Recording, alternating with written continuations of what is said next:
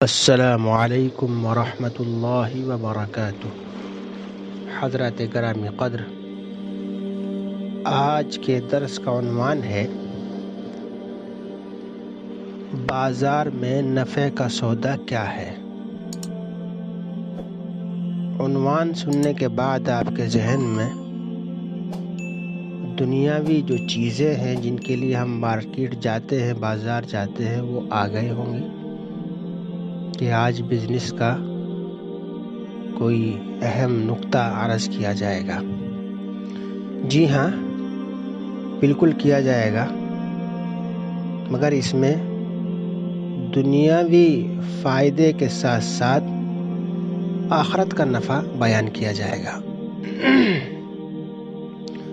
ہمیں آقائے مدنی جناب رسول اللہ صلی اللہ علیہ وسلم کی ذات اقدس پر، آپ کی سنتوں پر، آپ کے طریقوں پر، آپ کی ہدایات و احکامات پر مر مٹنا چاہیے کہ آقا نے اللہ عز و جل کے حکم سے امت کی ہر موڑ پر رہنمائی فرمائی ہے، حتیٰ کہ بازار کا جو معاملہ ہے سب جانتے ہیں کہ وہاں کیا ہوتا ہے۔ اس کے سلسلے میں بھی رہنمائی فرمائی کہ ہمیں وہاں کیا کرنا چاہیے اور وہاں کی جو بلائیں آفتیں ہیں ان سے کیسے بچا جائے گا، اور آخرت میں ہم بڑا مرتبہ کیسے پا سکتے ہیں۔ جہاں تک بازار کی اہمیت کا تعلق ہے، یقیناً انسان کی ضروریات وہاں سے پوری ہوتی ہے، انسان مادی اعتبار سے ترقی کرتا ہے، اور صحیح رخ پر آ جائے تو آخرت کے معاملے میں بھی ترقی کرے گا۔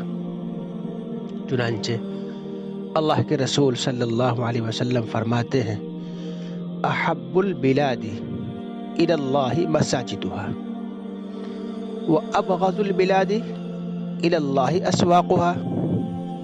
اللہ تعالیٰ کے نزدیک پسندیدہ جو جگہ ہے وہ مساجد ہے۔ کیوں؟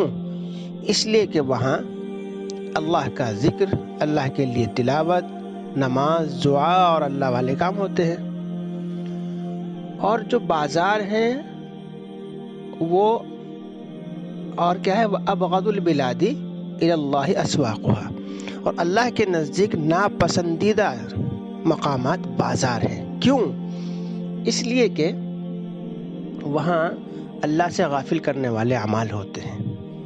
بہرحال ایسے موقع پر جس جگہ پر ہماری ضرورت تو پوری ہو رہی ہے، مگر مساجد کی بنسبت اللہ اس جگہ کو ناپسند فرما رہے، تو ایسے موقع پر آقا ہماری کیا رہنمائی فرما رہے ہیں، ایک سوال پیدا ہوتا ہے۔ چنانچہ حضرت عمر رضی اللہ تعالی عنہ روایت فرماتے ہیں کہ رسول اللہ صلی اللہ علیہ وسلم نے فرمایا، جو بندہ بازار جائے اور وہاں جا کر کے وہاں کی جو غفلت ہے، شور اور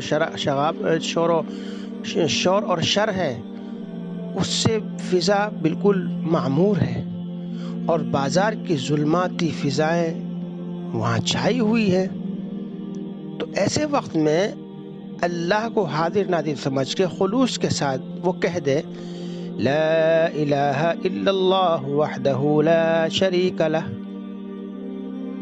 لہ الملک وَلَهُ الْحَمْدُ يُحْيِي وَيُمِيتُ وَهُوَ حَيٌّ لَا يَمُوتُ بِيَدِهِ الْخَيْرُ وَهُوَ عَلَى كُلِّ شَيْءٍ قَدِيرٌ۔ جو کلمات اسلام ہے، اسلام کے کلمے ہیں، ان میں یہ کلمہ شامل ہے، اس کو چوتھا کلمہ کہتے ہیں۔ اس میں اللہ عز و جل کی وحدانیت بیان کی ہے۔ ترجمہ ہے، اللہ کے سوا کوئی معبود نہیں، وہ اکیلا ہے، اس کا کوئی شریک نہیں، اسی کی بادشاہی ہے اور اسی کے لیے تمام تعریف ہے۔ وہ زندہ کرتا ہے اور مارتا ہے، وہ ہمیشہ ہمیشہ زندہ رہے گا، اسے کبھی بھی موت نہیں، اسی کے ہاتھ میں بہتری ہے اور وہ ہر چیز پر قادر ہے۔ حضرات، اس کو احادیث میں بازار کی دعا سے بھی یاد کیا جاتا ہے، لکھا جاتا ہے۔ اور آپ جانتے ہیں کہ جب انسان مکہ مکرمہ پہنچ کر اللہ کے گھر کعبہ کا طواف کرتا ہے، وہاں بھی اس کی پڑھنے کی بڑی فضیلت آئی ہے۔ لیکن آج ہمارے سبق کا جو عنوان ہے اس کے اعتبار سے اس کو بازار کے لیے پڑھنے کے سلسلے میں عرض کیا جا رہا ہے۔ تو جو اس کو پڑھے گا تو اللہ تعالیٰ کی طرف سے اس کے لیے کیا ملے گا، یہ سمجھنے کی بات ہے۔ چونکہ ہمارے ذہن یہ ہوتے ہیں نا، ملے گا کیا؟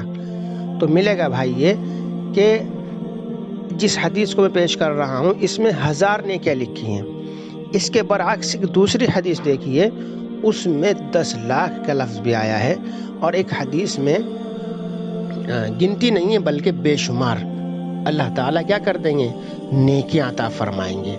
اس نیکیوں کی قدر ہمیں یہاں نہیں ہوتی، یہاں تو ہم ظاہری اعتبار سے دیکھتے ہیں کہ جیب میں کیا آیا۔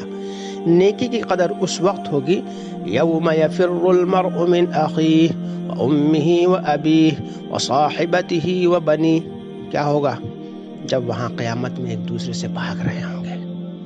یوم یفر المرء من اخیہ، بھائی بھائی سے، اور آگے پورا سلسلہ ہے، ایک دوسرے کام نہیں آ رہے ہوں گے، اور ہر ایک کو اپنی اپنی پڑی ہوگی۔